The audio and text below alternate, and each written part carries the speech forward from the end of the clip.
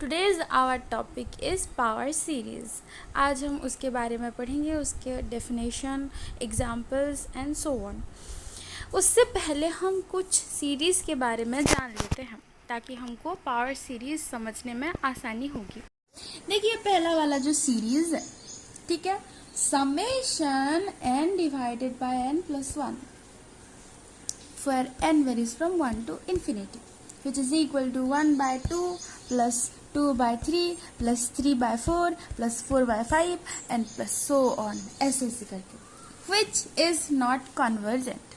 And अभी हम second वाला सीरीज को देखेंगे जो कि है summation 2n minus 1 divided by n into n plus 1, okay, where n varies from 1 to infinity. This is equal to 1 by 1 into 2 plus 3 by 2 into 3 plus 5 by 3 into 4 and so on. And this series is a convergent series. जो हमारा तीसरा वाला series है, it is summation r to the power n where n varies from 1 to infinity, which is equal to r plus r square plus r cube up and so on. Okay, and this series converges if modulus of r is smaller than 1 and diverges if modulus of r is greater than equal to 1. अच्छा, अब ये पहले वाले series और दूसरे वाले series के जो टर्म्स है वो तो कांस्टेंट है, लेकिन ये तीसरे वाले सीरीज को अगर आप गौर से देखोगे तो यहाँ r नामक एक वेरिएबल है और ये जो सीरीज है ये इसका नेचर r के ऊपर डिपेंड करेगा, है ना। लाइक r का मॉडुलस r अगर 1 से छोटा होगा देन इट इज कन्वर्जेंट, लेकिन अगर modulus of r is greater than or equal to 1 then this series is divergent.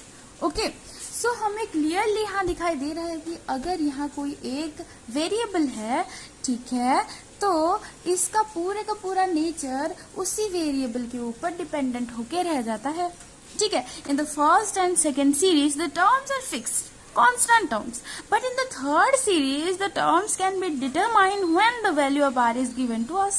Also the behavior of the series, the convergence, the divergence of the series is also dependent on the value of r here. और यहाँ हम इस type के series के बारे में पढ़ेंगे जिसके टर्म्स एक वेरिएबल के ऊपर डिपेंडेंट रहेंगे। उस टाइप के सीरीज़ को हम पावर सीरीज़ कहते हैं। Power series are the series of the form summation an into x to the power n, where an are constant coefficient and x is variable. Okay, so let's start. A0 plus a1x plus a2x square plus a3x cube plus a4x to the power 4 plus a5x to the power 5 up to anx to the power n plus so on. This is equal to, which is equal to summation an x to the power n where n varies from 0 to infinity. This is called a power series in x. Okay, here x is the variable, therefore it is in the x form. Okay, so this is a power series where an is the coefficient of n plus 1 term. देखिए a0 coefficient of first term, a1 coefficient of second term, a2 coefficient of third term and an coefficient of n plus 1th term. Okay, and here this depends on n but does not depends on x. Okay, okay, यहाँ इसका place के ऊपर an हमारा dependent है, ना कि इसके variable के ऊपर. ओके, एंड फॉर अगर हम x इज इक्वल टू 0 कर देंगे तो हमको क्या मिलेगा, x अगर 0 कर देंगे तो हमको मिलेगा this series is equal to a0 and a0 is a constant, right? Therefore we get word that every power series is convergent at x equal to 0. Now we will study what is nowhere convergent and what is everywhere convergent. देखिए, if a power series is convergent for no values of x rather than the self-evident point x equal to 0, then it is nowhere convergent. इसका मतलब क्या है कि अगर कोई एक power series है जो कि सिर्फ और सिर्फ self evident point that is x equal to 0 पे ही कन्वर्जेंट है, ऑब्वियसली हमने देख रखा है कि at x equal to 0 our power series is convergent, तो इसको बोलते हैं सेल्फ एविडेंट पॉइंट। क्यों? क्योंकि an का वैल्यू कुछ भी हो, an चाहे कुछ भी हो, at x equal to 0 our power series will convergent. Therefore it is the self evident point, जिस पे हमारा पावर सीरीज हमेशा ही कन्वर्जेंट होता है, चाहे आप कोई भी पावर सीरीज देख लो। Okay, so if our power series is convergent only at x equal to 0, ठीक है, देन हम बोलेंगे कि the power series is nowhere convergent.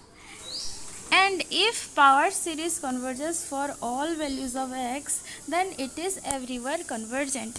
x की जगह हम कुछ भी पुट कर देंगे, तब भी अगर हमारा पावर सीरीज कन्वर्जेंट होगा, then it will set to be a everywhere convergent series. Okay, for example, summation x to the power n divided by n factorial and summation -1 to the power n into x to the power n by n factorial.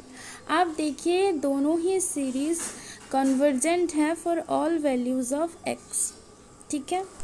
तो अभी आप जान गए कि if हमारा power series x equal to 0 पे ही convergent होगा, then उसको बोलते हैं नोवेयर कन्वर्जेंट, और अगर वो x के सारे की सारे वैल्यूज़ के लिए कन्वर्जेंट होगा, देन उसको बोलते हैं क्या, एवरीवेयर कन्वर्जेंट।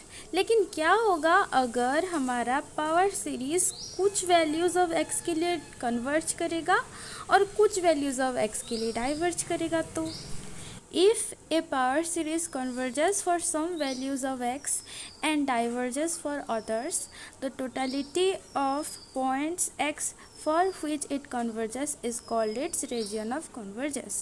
अगर हमारा पावर सीरीज बस कुछ ही पॉइंट्स पे कन्वर्ज करेगा, देन वो कुछ पॉइंट्स को हम बोलेंगे region of convergence. If the power series an x to the power n does not converge everywhere or nowhere, then a definite positive number capital R exists such that the series an x to the power n converges absolutely true for every x such that modulus of x smaller than R.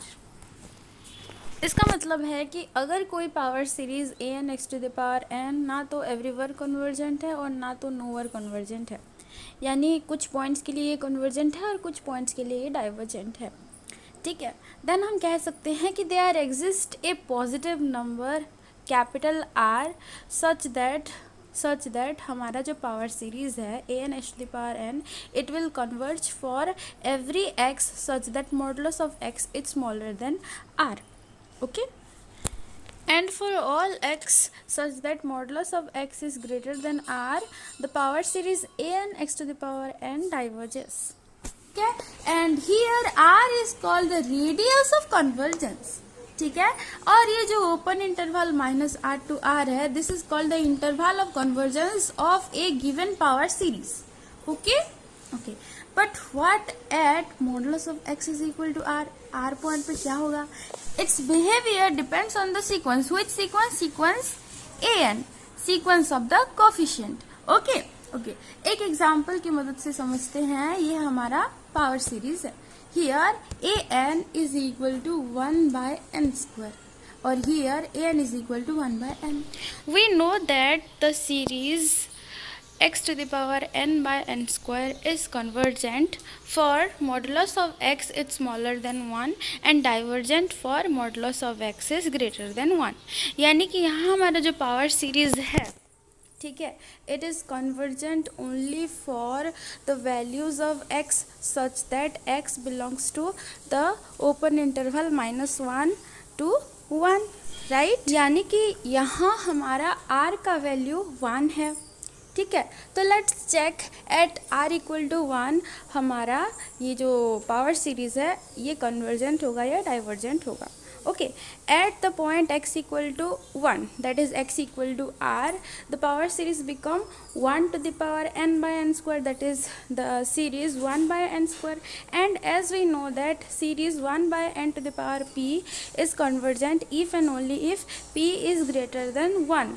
Therefore, our power series 1 by n square is convergent here. Okay, so at the point x equal to r for the power series x to the power n by n square, it is convergent. अभी देखते हैं for our next power series, that is summation x to the power n by n. ठीक है, हमको पता है कि this power series is also convergent for modulus of x smaller than 1 and divergent for modulus of S greater than 1 and here also the radius of convergence r is equal to 1.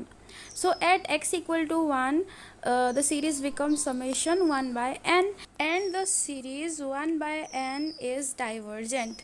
Therefore for this case, for this power series at x equal to r, x equal to r equal to 1, the power series is divergent. So here we conclude that any power series a n x to the power n may be convergent or divergent at x equal to r depending upon the sequence of coefficient, that is sequence a n.